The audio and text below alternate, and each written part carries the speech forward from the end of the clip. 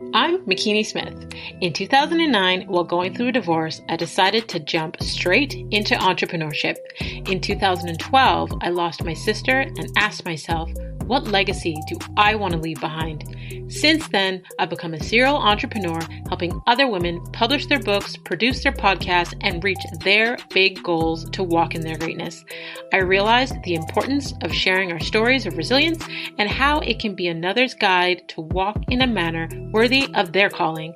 We are blessed to be a blessing, so get ready to be blessed with an inspiring testimony.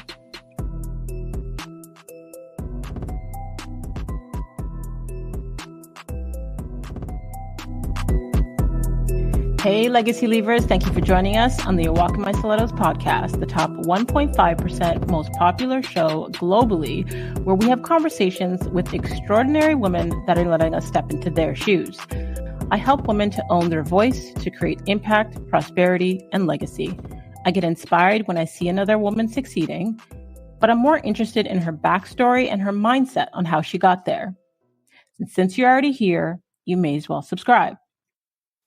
Today we have Elizabeth Gore and Carolyn Rodz. They are the founders of Hello Alice, which helps businesses launch and grow, a multi-channel platform powered by machine learning technology. Hello Alice guides business owners by providing access to funding, networks, and services. Through a network of over 500,000 companies in all 50 states and across the globe, Hello Alice is building the largest community of business owners in the country while tracking data and trends to increase owner success rates. It's a free multi-channel platform powered by AI technology. Elizabeth Gore serves as a co-founder and the president of Hello Alice. People magazine named her one of its top 100 extraordinary women. Fast Company called her one of the most creative people in business, and she was named one of Entrepreneur Magazine's Women to Watch. She's been featured in media outlets like ABC, CBS, CNN, Fox Business, Fortune, Glamour, and Time. Carolyn Rodz serves as the founder and CEO of Hello Alice, and prior to Hello Alice, Carolyn launched the world's first completely virtual accelerator, supporting over 300 women from across the United States and internationally, helping them raise over $76 million in investments. Carolyn was recognized as a 17 Women to Watch by Inc. magazine, was named Hispanic CEO of the Year by the Hispanic Chamber of Commerce, and has been featured in Inc., Forbes, Fortune, and more. Please welcome to the show, Elizabeth and Caroline. Howdy. It's great to be with y'all. Hi, everybody. Loving the American accents. Absolutely love it. I just want to thank both of you ladies for agreeing to come on the show and share your story with us and tell us all about your business and Hello Alice. I'm just excited to jump straight into the conversation. Amazing. Thanks for having us. And hello to everyone listening. We've got a huge international audience. We've got a big audience in the US. We've got an audience in the UK, in Australia, across the Caribbean. So we've got listeners from all over the globe. Before we get started, I love to ask as an icebreaker question, because as kids, we have these vivid imaginations of who we want to be and, what we want to do when we grow up before society, starts to limit us and shift our paradigms of what we believe is possible. I would love to know, what did both of you want to be when you were a little girl? I was probably all over the map. I think everything from a teacher, a lawyer, an oceanographer, a psychologist. I ran the whole gamut. I think, interestingly, all along the way, I was running businesses, and it started with, stealing rocks from our neighbor's garden and painting them and selling them, or raking my neighbor's lawns and then asking them to pay me a quarter for it.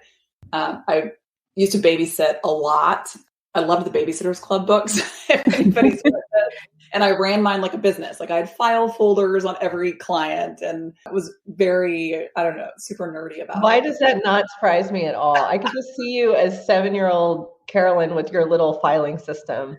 I did. I literally asked my parents for Christmas one year for a file cabinet. And even when I was little, like my favorite gifts were office supplies. So yeah. I love it. Somewhere in the DNA, I guess. What about you, Elizabeth? So I grew up around agriculture, cattle and horses, and I loved it. And I 100% thought that I would be managing a huge ranch or be a veterinarian.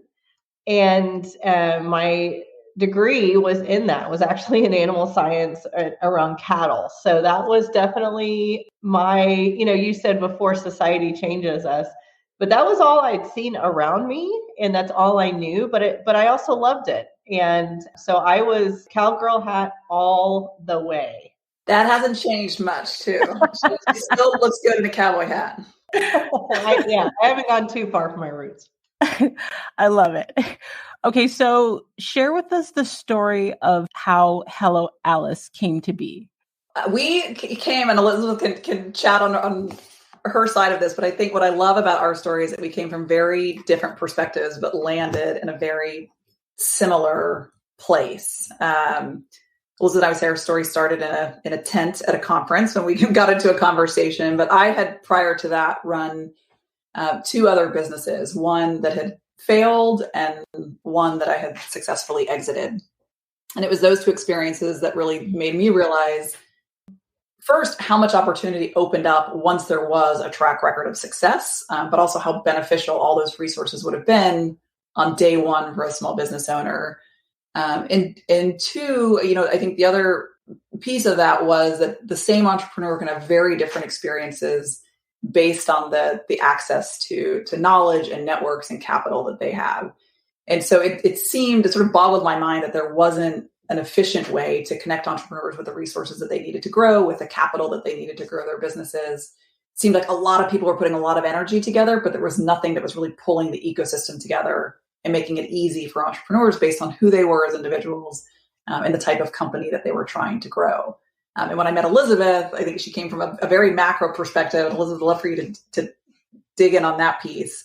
But really, I think, we're both aligned with seeing this massive opportunity that if these entrepreneurs succeeded, everybody succeeded, right? The government succeeded and corporations succeeded. Obviously, the business owners themselves succeeded. The organizations that supported those entrepreneurs succeeded. And what a cool opportunity that was there. Yeah, I'm excited that you have an international audience. When I did get off the ranch, I went into the Peace Corps and was a volunteer in South America, and then came back and worked a decade for the United Nations around the UN Foundation's work around everything from girls' education to ensuring malaria bed nets were getting to the right places, to finally looking at economics and seeing how we can infuse entrepreneurship in different environments. And what I learned, mostly my time was across countries on the continent of Africa. And what I saw was where there was particularly women who could start and own their own businesses, whether those were micro or macro businesses, the entire economy would change, healthcare would get better, education would be stronger. So I got really passionate about the critically important focus on entrepreneurship. And when I started focusing back home, I then went to work for Michael Dell. And Dell at the time was operating in 33 countries. And what I saw again was if technology was available to start those businesses, it was, again, you had just a different type of society.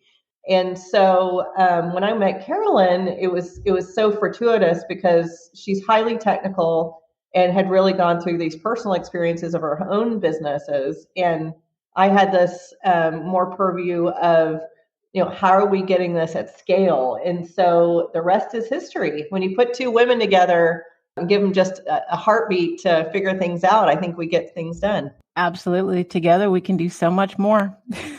Yes. Yes. So Elizabeth, you spoke to, some of the benefits and successes that have happened since forming the company. What's one of the biggest or most memorable success stories that you guys have seen? Oh my goodness. Well, it's ironic we're talking because our software has been live 5 years this week. Carolyn and I have been Congratulations. Thank you. We've been at this since we track it with our two youngest sons who were born around the same times, and they're 7 and 8. And so that's how long we've been climbing this mountain. But there are small wins and there's huge wins. I remember when we had this partnership with Bumble and Serena Williams, and 8,000 women came onto the platform very quickly to get support, and we just celebrated that, and now we're at 800,000. But I still really cling to those early years when one person mattered, and we still hold that in our hearts, that one person getting support matters. So that's a real moment for me that I think about. The day we launched really matters to me 5 years ago when we had a very simple product. And, Carolyn, what are some of yours? Yeah, those certainly the ones you mentioned. And it brings back like so many memories as we think through sort of this journey of what it was like to build. And I think that's always been something for us just culturally, that to Elizabeth's point, every single owner, we don't call the people, the humans on our platform users. We've always called them owners, and trying to constantly remind ourselves, no matter how big this community becomes and how many we are, everybody's story is so unique and so individual. And that's one of the things that we're always trying to do, is just to share those stories. But I remember, walking out when we found out Melinda Gates was going to put money behind our business, it was like the world changed. Or that first time Jean Case came and met with us and said she was going to invest, or Jackie Zahner. It was these women who stepped up, Kathy Reed, primarily women in the beginning, that stepped up and said, we actually believe in what you're building, and we think there's something here. What a validator that was, that we were building something meaningful. And then when we led our seed round and had, venture funds like Signia Ventures, led by Zafed at the time, who's on our board, just having these people that were validating at every turn, but also the owners constantly sending us notes and saying, hey, this opportunity changed the trajectory of my business. Or, I learned about this grant and I got $5,000 and my business has never been the same since. Like, it put me on a different path. And to me, like the same validation that we get from people believing in us is the same validation that I hope we can give to others by opening up many of these opportunities. Yeah, I love the impact that you ladies are making. Like, obviously, hearing the stories and getting that validation helps to drive and push you forward. But I'd love to know, like, what inspires you most about what you do? Like, what keeps you going every day? We all know entrepreneurship can be a struggle. It's the owners. It is these small business owners, and you talk to them, and it seems like it's almost, the timing is really amazing, because every time it's like, if we're going through, a major hurdle and trying to work around something, or something's off track or not as we planned, that's always the time that the business owners show up and are like, this is amazing. Like, what you're doing is helping me so tremendously in these ways. And they send notes and they send Instagram messages, and we meet them in person all the time. And it's, to me, that is the fuel. And I think for our team, like, that is the fuel for us. We just did as a team a small business scavenger hunt as part of National Small Business Week, where we went out and the whole team had gift cards, and we had to go out and make these purchases at all these different types of businesses in our communities. And the energy that our team came back with, like, this is why we're doing this. It's to help these people that are making a difference in their own communities. And we get that validation at every turn. And the feedback from them, right? If this is what I need more of, this is what isn't working. Here's where I'm struggling with my business. And those are the things that we set out to go fix. And let's bring in the right partners. Let's bring the right corporations. Let's bring the right organizations in to go make a real change here, and not just throw up a piece of content on a platform, but let's actually go really change the way that this operates. Let's change the way these small businesses access capital. Let's change the tools that they have. If going to a bank isn't working for them, what else can we provide? How else can we structure this so that they can get the money that they need? Yeah, and I'll just say that we, Carolyn and I, because I really want to be transparent with all the women out there listening, we get pushed when people say either something can be done, or when people we care about are marginalized. And, we called very early on our owner base, or user base, as most people would say, the new majority. We were tired of the minority term. We were tired of this being a, quote, high risk group or a not profitable group. And so we decided early that we were going to be a for-profit company and work towards profitability to show that women and people of color, U.S. veterans, and other groups are both the new majority and the best business owners when they get equal access to capital. So, we have a stubborn streak in us that pushes us pretty hard as well. And in our early seed rounds, we got told no over 200 times. And now I will say 4 rounds of funding later, we were oversubscribed with our Series B with interest and excitement of very traditional VCs who wanted to back this company. And I really think that that's exciting to show that the owner base we work with are the future of our economy. Yeah, I would say there are 2 types of entrepreneurs. I think there are those that hear a no and it breaks them down. And then there are entrepreneurs that hear a no and it fires them up. And I think Elizabeth and I both fall into that category. If you tell us no, we're going to find a way. And it gets us, it really drives us. And I think there are always in entrepreneurship, you're gonna hit those blockers at every turn. And I think that's what really makes entrepreneurs, like, that's their superpower, right? Is the ability to take that no and show them that there is a way. Yeah, you guys are my kind of girls. Like, anytime I hear about women entrepreneurs who are like rebels and going against the grain and paving their own path, like, I get really excited. Part of, the women who listen to the show, a lot of them are entrepreneurs, but some of them are not. For the ones that are, like, what advice can you share for small business owners looking to raise capital? Well, there's a few things. I would say make sure raising capital is the right thing for you. I think that the media and other areas have really glamorized raising capital. And I would just say, Carolyn always says the number one place you can get capital is from your customers. So, is giving up equity and raising capital right for you, or is a small business loan or other areas of capital? If you do decide it's right, which we did, as a software company, is extremely expensive to build software. And then you want to think through, okay, how do I make the time? We're very lucky to be co-founders because one person generally goes in almost full time to raise capital. So you have to carve that time out. Then really thinking through, how much should you raise? What is your business worth?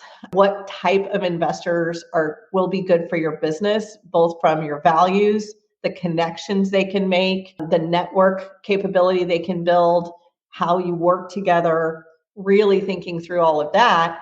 And then go get them. Don't take no for an answer. Being told no is just strengthening for the next one, and learning from those no's and charging forward is what you have to do in this environment.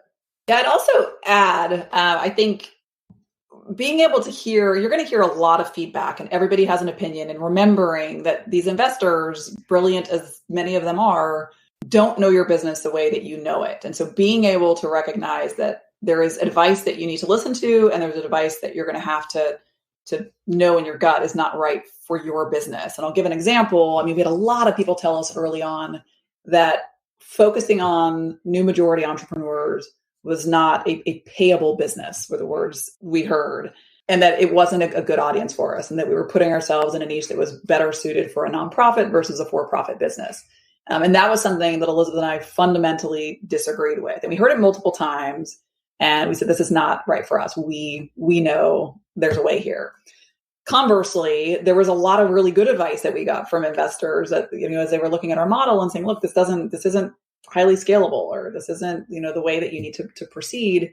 And we were able to make adjustments and incorporate that in ways that really did strengthen our business. So I think the process of fundraising can be really, really helpful to your business. But I think as a founder, you have to really filter through what you're hearing. Otherwise, you sort of get into this ping pong ball effect where you're like bouncing all over the place and you almost lose your path. So I think holding conviction to what you know to be true, but also not be, holding everything as sacred, so that you have the flexibility to build a stronger business. I love that you spoke about, how, you pushed through those adversities of, what people told you not to do and what you were still able to do. I would love to know, like, what other adversities have you guys had to experience as female entrepreneurs? Well, there are things that I wouldn't call adversities. I think they actually make us stronger, but are the absolute realities of women entrepreneurs. Carolyn and I both have small children. We were pregnant when we started talking about this business almost at the same time. We've had aging parents that we care for and still care for. So I think that in addition to the business, there's a lot going around women because we orbit, but I think that makes us extremely efficient. I think it makes us good managers. It makes us put our interpersonal energy into something other than our egos for the business. So I would say that, again, it's not a challenge, but it's something unique to women that makes us stronger. I would say the challenge that shocked me, and I still get shocked by it, is the inherent bias for women in business. I really was idealistic, thinking if we have the best numbers, if we have the best business plan, it will not matter. I was completely wrong.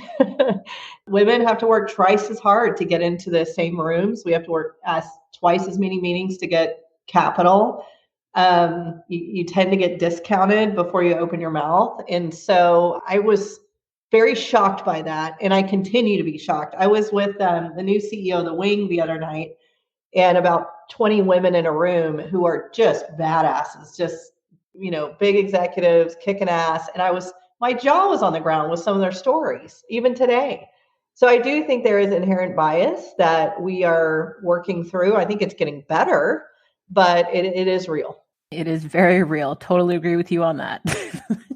Yeah, I couldn't agree more. And I think it's this balance of being able as a woman, I think, to do it the way that we know best, right? And how do we work? And it is different in certain ways, right? I think there is a sense of community in the way that we lead teams and build relationships. And again, there's generalities and exceptions to every single rule here, but I think not trying to sort of fall into the mold also of like what is actually right. And I think an example of that is Elizabeth and I used to, people would have told us we were crazy for starting a tech company with young children and that we were primary caretakers for. I think both of our husbands also work, and the majority of childcare fell on us in the early days. I think since, we'll say, it's shifted. I think our husbands obviously pitch in, and as the company's grown, have really stepped up. But I think it is different. And I think saying, look, we're gonna do this, and we're gonna show them, and it is. You have to prove it at every point, but also building it the way that we need to. We would bring our kids to the park, and we'd bring our laptops, and we'd sit there and we'd work for hours, and they would play with each other and entertain each other so that we could get our work done.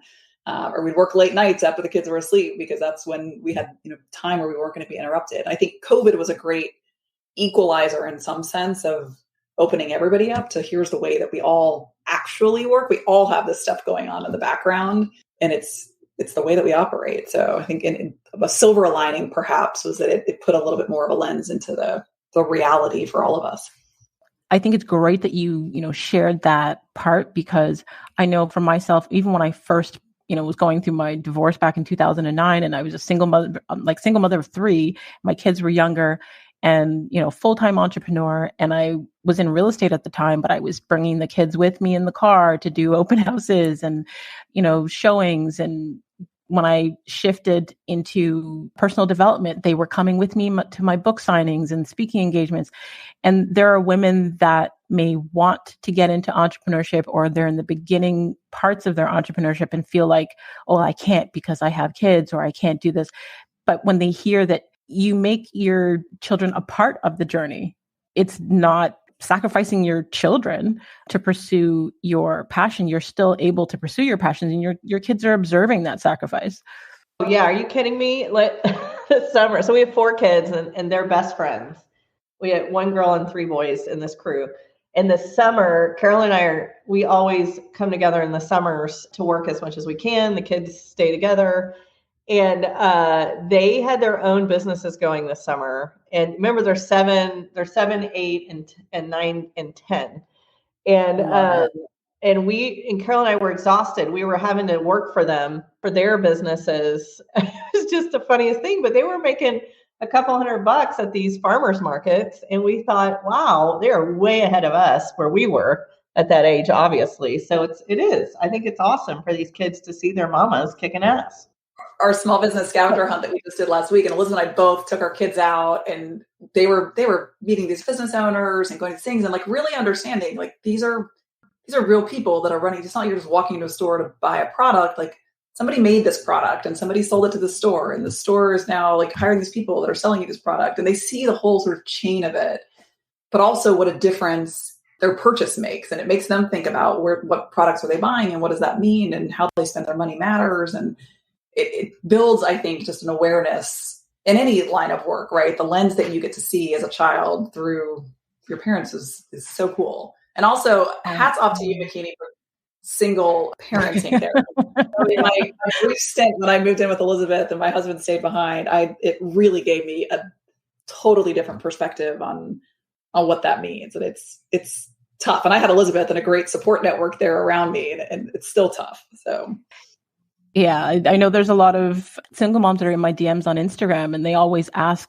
questions about how I have managed for so long with my kids. But, to speak to the point that you guys were saying earlier about the awareness of when your kids see you working as an entrepreneur, my kids, like I said, have watched me ever since I went through my divorce in 2009, and their drive and desire to be entrepreneurs is beautiful. Like, with kids, some things are taught and some things are caught. But when they watch you, like my eldest has multiple streams of income. She runs a tattoo shop.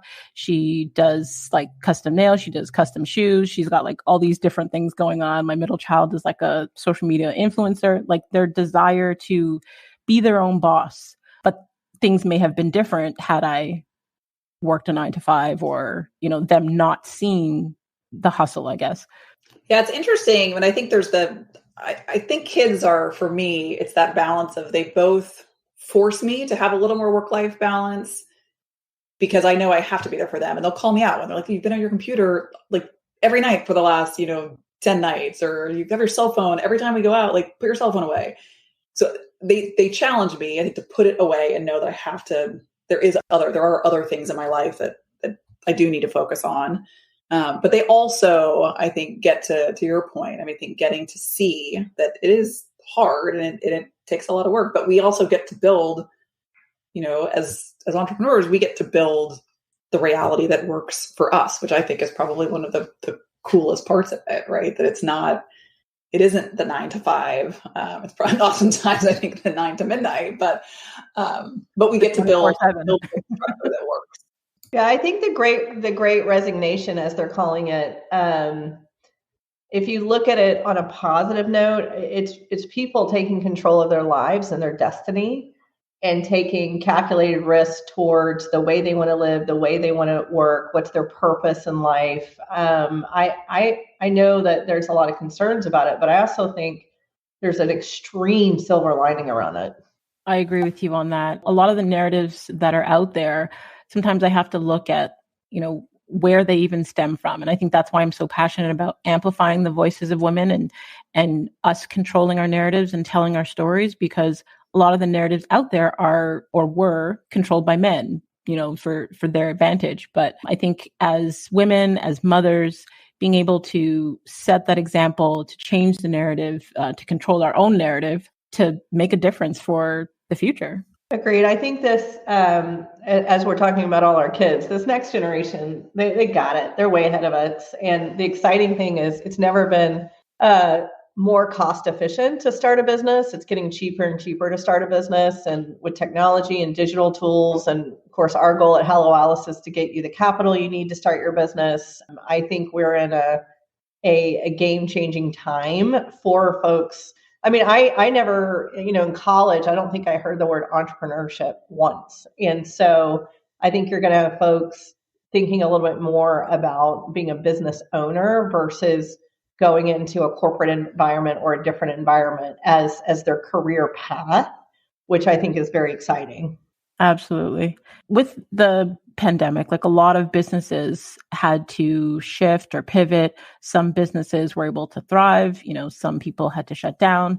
I'm curious, how did the pandemic affect Hello Alice? Well, we had a very, just like I think every other business in America, just huge fear and business around the globe, where Carolyn and our board told us they want us to cut 20% costs immediately.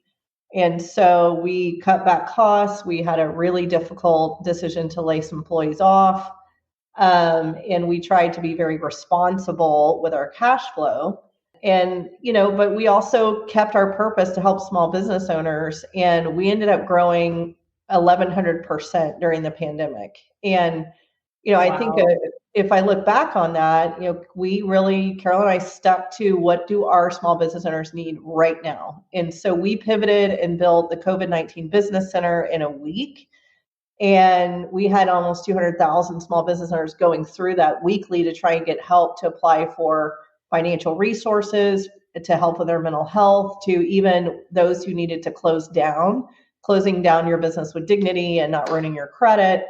And so I don't know, Carolyn, I think we had, when the pandemic started, we had less than 20 employees, and now we just peaked over 100 folks working at Hello Alice. So it's been a time of growth and transformation, not without heartache.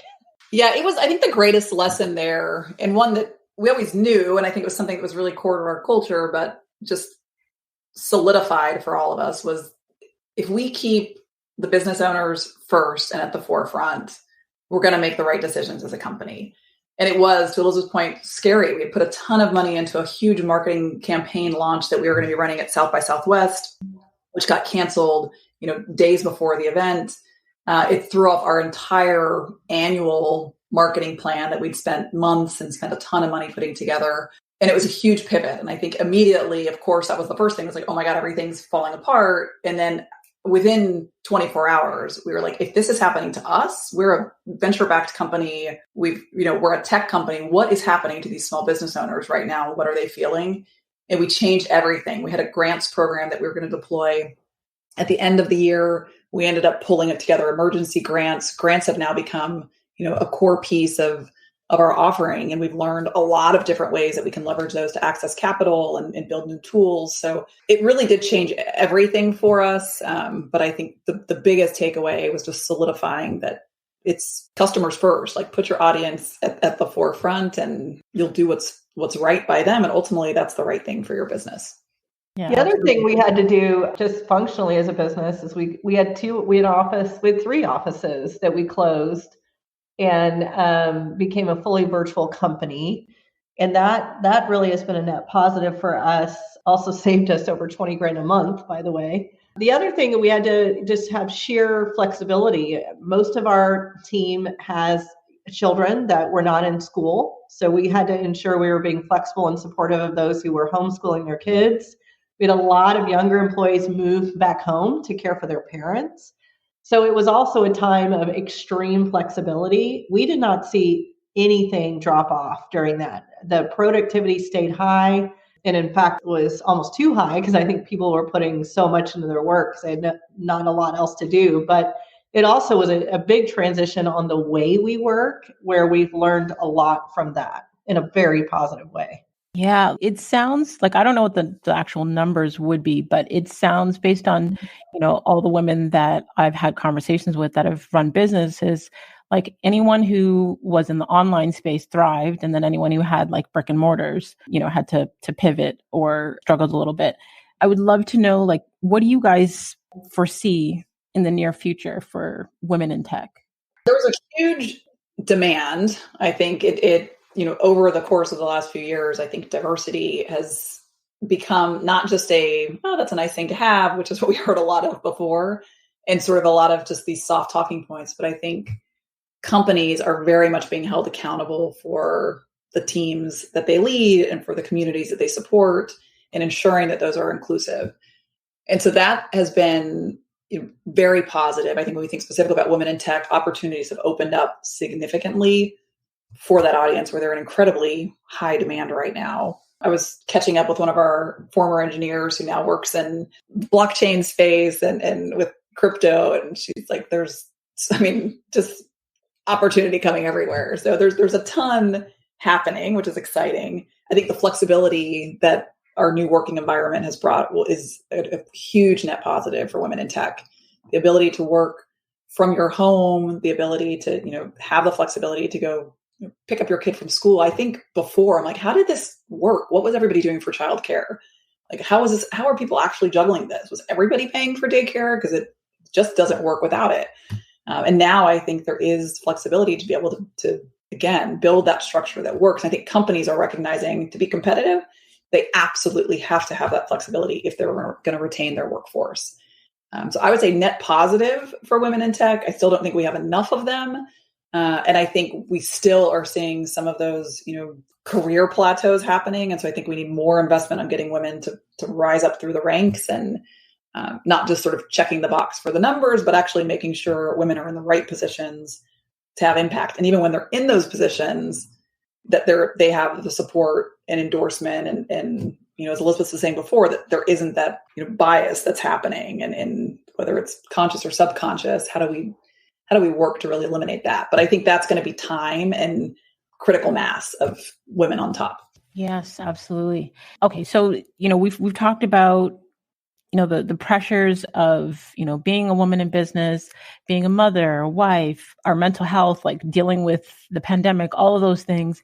I would actually love to know, do each of you have like a self-care routine to make sure that, your well-being is also taken care of? Because I know with all of those tasks and titles and hats that we wear as women, like the burnout and those things can be very real if we're not having some form of balance or in harmony or living like holistically. It's so funny because self-care is so important and we all talk about it. And I'll just be really honest. There are weeks where I do great at it and there's weeks that it just goes to shit. So, but I would say my three things are exercise. No matter what's going on in the world, I do try and exercise 5 days a week. And it's also my only time to be alone, which I really enjoy. And then I really enjoy my cocktails and having a good time, which is normally with my husband. And then I have the best group of girlfriends on the planet. And we use an app called Marco Polo, where we all talk to each other privately, but can keep up with each other. And then we have our girls trips. So I guess those would be my big three. What about you, Carolyn? Yeah, mine similarly ebbs and flows. It's primarily, I love to go on walks, and I have a good friend and neighbor that we often will kind of try to escape for a walk at some point, and just get a little kind of break from everything. I love hanging out with the kids for me is a great balance to everything because it's probably the one thing that I think truly gets my mind off of work because I have to be present and in the moment. So whether that's going and hitting some tennis balls or going to the park or doing whatever, it's just a good kind of counterbalance to work. And then I do love my alone time. I think just having a moment to myself, for me, like white space is so critical to piece things together and to connect the dots. I feel like that's where we sort of, for me, I think it makes these like big moves. Like I can kind of percolate and go round and round on things and swirl a bit. But when I take a step back and just have a block of time and a whiteboard and I can just start mapping things out or sticky noting, a wall, it's clarity. And I do that with everything. I could do it with things in my personal life. I could do it with work things. It's just like, I get it in a list and I feel organized and structured and calm. Like it's a very calming experience. So those are probably my three. Yeah, I think it's definitely important to have those self-care things in place so that we can have the energy to take on the world, especially in the capacity that you ladies do in supporting other small businesses. But before we go to the final segment of the show, I want you to tell people where they can stay connected with you online to learn more about you, more about Hello Alice, and everything that you guys have to offer. Sure. So helloalice.com is our website. And for all of you small business owners, I highly encourage you to look at the work we're doing around giving you access to grants and capital. So we're here for you. Carolyn and I both just our full names on social media. So Carolyn Rodz, Rodz, and then Elizabeth Gore, Gore, on our different social channels. And we'd love to hear from you and to support everything y'all are doing. And thank you for getting everyone's voices out there. I Walk in My Stilettos is such an important voice for women. So thank you. Thank you so much. I will have all of your contact info in the details section of the episode so they can connect with you directly. They won't have to search too far.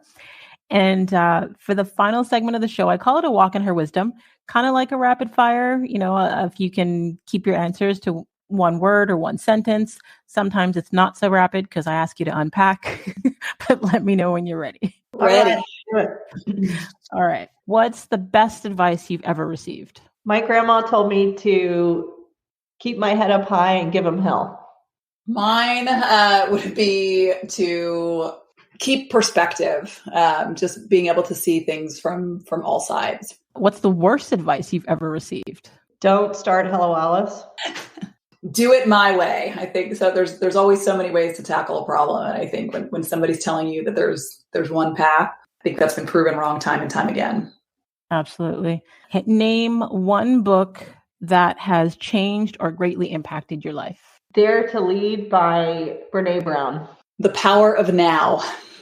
I love both of those books. I've read both of them. Awesome books. If you could have a gigantic billboard anywhere with anything on it, what would it say and why? Invest in women, because we all need to, and it'll make everyone money.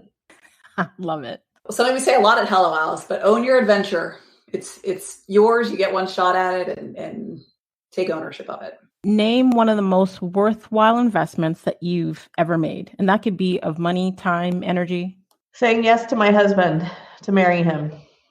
I was going to say the same thing, Elizabeth. Wow. I would say the same. I think finding a great partner, I think in business and in family, finding a great partner for the journey. Love it. Last but not least, what impact do you want to have on the world? I want to empower my children to have happy lives. Yeah, I think giving opportunity, I think just in many manifestations, but I think making sure that there is whatever that means and whatever the journey should be, I think just making sure that there's opportunity for it for the people in my orbit. I love that. Has there been any question that either of you have ever wanted to answer in an interview, but the question has never been asked? Is there anything that you want to share with the world that no interviewer has asked you before? That is such a good question. You stumped me on this one. I think maybe it would be, what is the hardest thing you face every day? I think that's a very hard question, and it's an important one for us all to talk about. And I'd say how can we do this better together? And I think in a lot of things that we're tackling as a world today, there's a lot of effort going on behind so many different things. And it seems like more and more over time, there's a lot of friction in those efforts. But I think really thinking about what are we learning in the work that we're all doing, that where we actually are working together, that's what's working. Mm-hmm. Okay, so for both of you, so Elizabeth, you said the daily struggles. What is your daily struggle? And for Carolyn, like what is working? I think that just people acknowledging how hard they are in themselves. I think that is something that certainly for me, and I think it's particularly entrepreneurs who are driving and motivated. Sometimes that motivation can be, we are our toughest bosses. And I think, how do we acknowledge that? I like that. Yeah. And on my side, I would say, I think where we find like real collaboration happening, I think, and when there is both alignment and objectives, and I think transparency in motives. And so I think the more all parties are like, this is what I need to achieve to get out of this, and this is going to keep me excited about achieving this objective, it really helps everybody figure out a scenario that is taking those things into account, and everybody can work towards the common goal. But I think so many times we never really talk about the why. We're just talking about, we need to do this and we need to work in this way. And we're not really honing in on the whys of each party. Mm-hmm. Carolyn, Elizabeth, I want to thank you both for not only, sharing your journey of Hello Alice, but just sharing, your transparency and journey as women entrepreneurs. Thank you so much for joining us today and sharing your gems. I truly, truly appreciate you, ladies. Thank you so much for having us. This was awesome. Really great chatting to McKinney. You got my mind going on a lot of different things. I try to ask the deep questions to get us thinking. There we go. Thank you both. Like I said, I truly, truly appreciate you. Thank you. To all you legacy leavers out there, until next time, subscribe on all platforms. Don't forget to rate the show and leave us a review on Apple Podcast. And I just want to thank each and every single one of you that continues to listen and help the show rank globally in the top 1.5% most popular shows in the world out of over 2.8 million podcasts. You can join the community of legacy leavers and sign up for our weekly newsletter at awalkmystilettos.com and receive a free copy of the Gratitude Journal. And you can also grab a copy of any one of my personal development books available online everywhere. And if you could think of 5 women that would receive value from hearing Elizabeth and Caroline's story, please share it with them.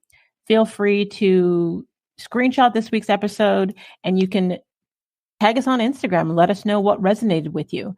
You can tag Carolyn and Elizabeth at helloalice_com. That's at HELLOALICE_COM. And you can tag myself at The Real McKinney Smith and continue to walk in greatness in your stilettos in a manner worthy of your calling.